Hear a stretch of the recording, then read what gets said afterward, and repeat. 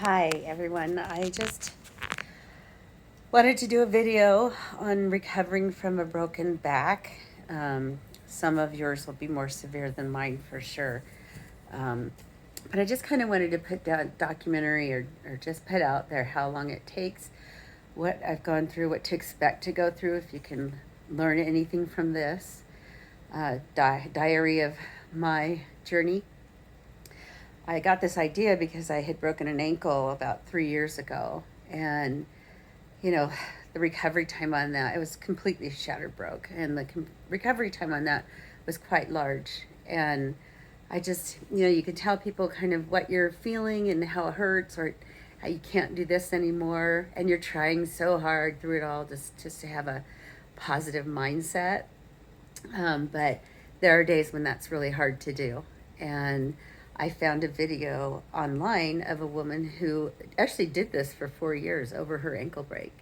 But very well documented what she went through, and my story mirrored hers in a lot of respects. So I thought if this can touch anyone, then it was worth doing.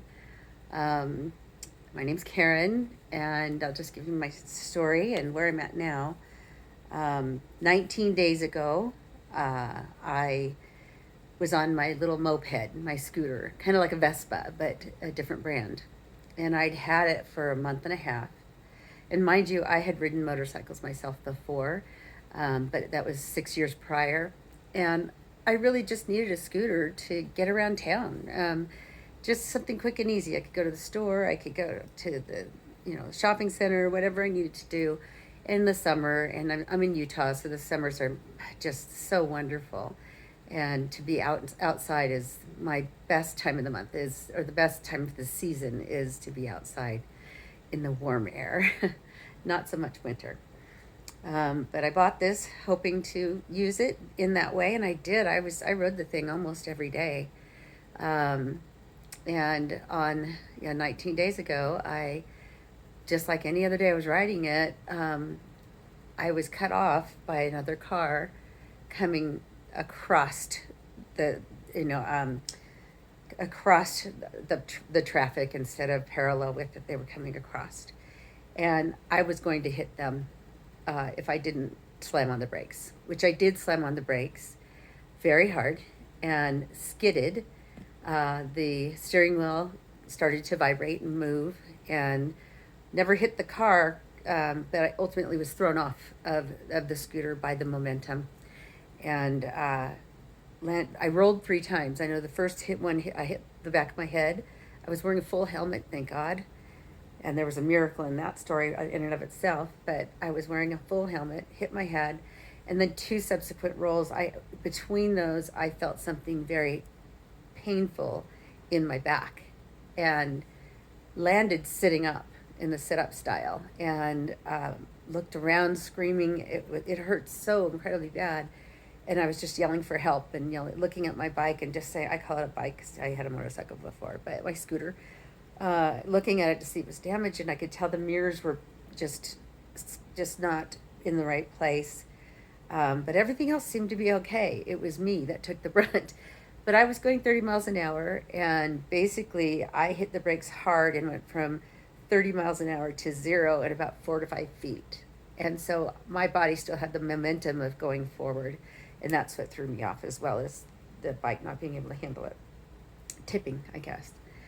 Um, the worst part of the story is that I broke my back. Equally as worse is the people who cut me off left the scene. And they know they left the scene because they did stop. They stopped in the median.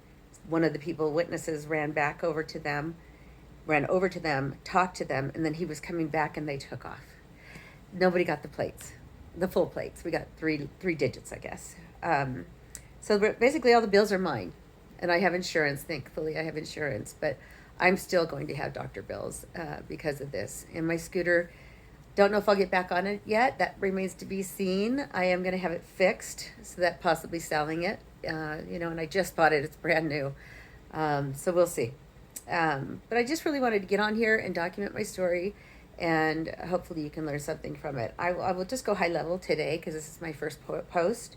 But I'm just going to go over the day of what happened and maybe what you can expect. And it's horrifying at first. I mean, the accident itself, the way it's in process and things are happening, it's a terrifying moment that you somehow disassociate from. Your mind knows it's in a panic and it disassociates. And I knew I was hurt and I just wanted an ambulance, and I knew I couldn't stand or anything. And the ambulance seemed like it took forever, but they actually got there quite quick according to everybody else and them. I knew I hurt my back. I didn't really know that it was broken, but I knew this was serious. And they kept asking about my head in the ambulance. They kept asking me about my head, and I kept telling them it's okay. I mean, I was wearing a helmet, and I don't think I'm hurt there. But they put the brace on my neck anyway, just in case, until I got to the hospital, and we were able to get x-rayed. And sure enough, my head and my neck are fine. The broken vertebrae is the L1, what they call the burst fracture. So 25% of it burst off. And my L5 fracture is something that was probably already there somewhat, but it's worse now and it's healing. And that's probably the one that hurts the most. It's right above your tailbone, and every time you move, that just remains hurting.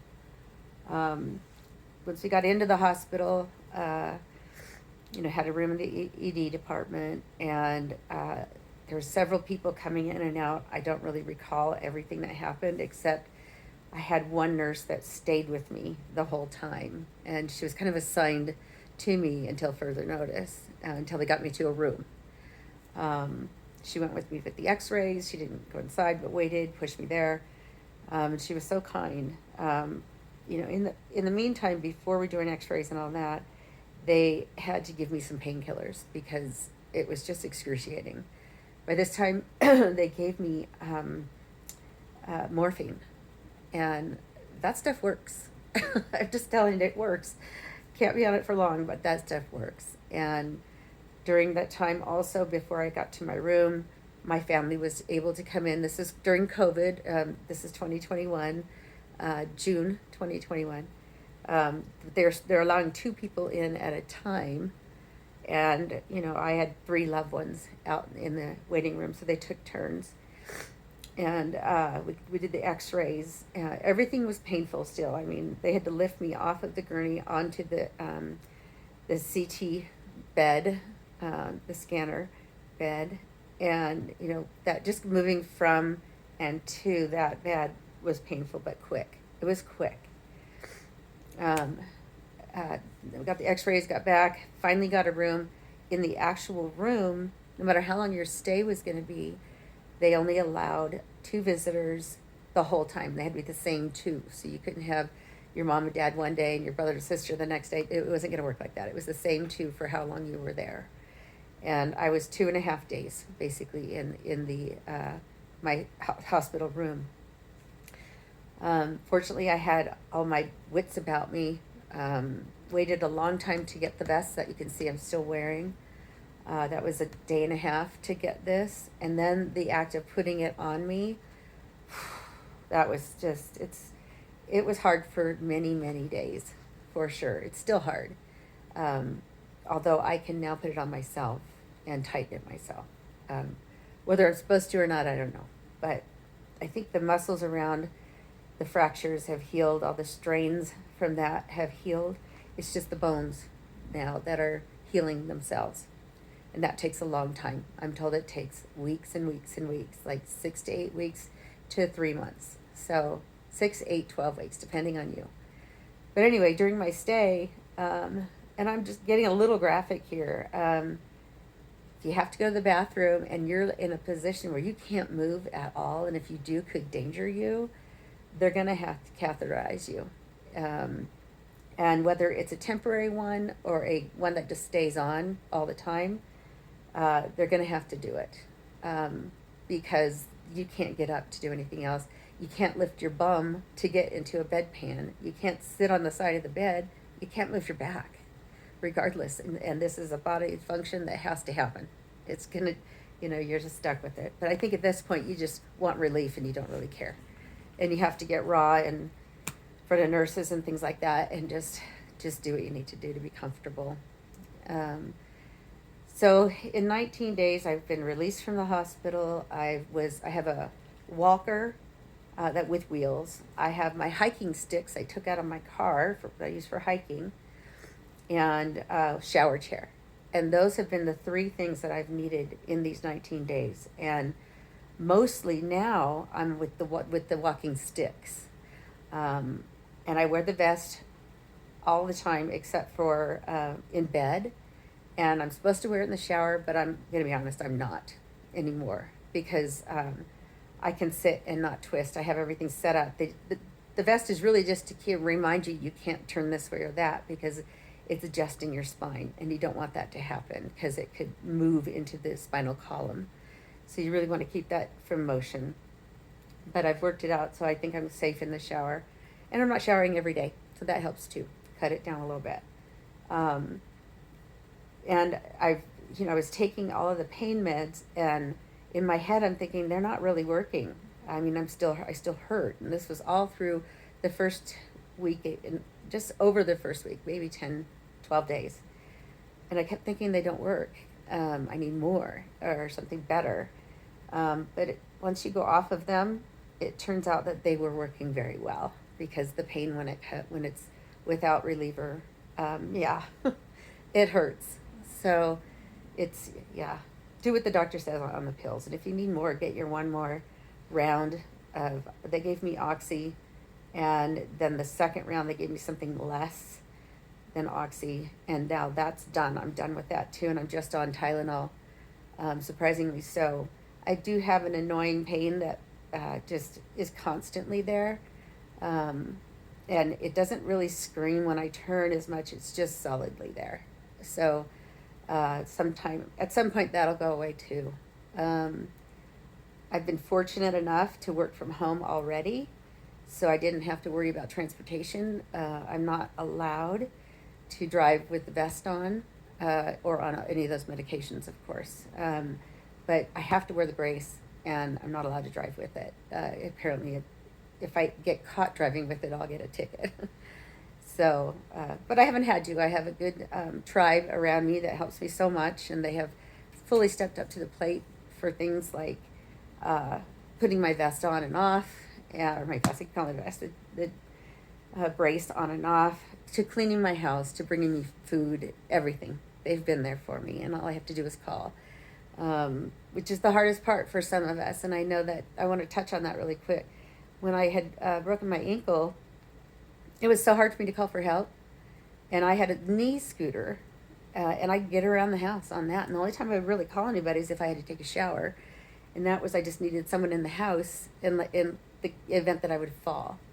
The same here. First, it was helping me get in and out, and being vulnerable, being naked, vulnerable to people but never have seen you that way, to going ahead and being able to do it myself just with someone in the house. And again, in case I fall or something, and that would be awful if that happened. Wow. So right now at 19 days, again, my house is clean because of friends and family, and my belly is full because of friends and family, and it's been nice to have people check on me every single day. And all I have to do now is heal.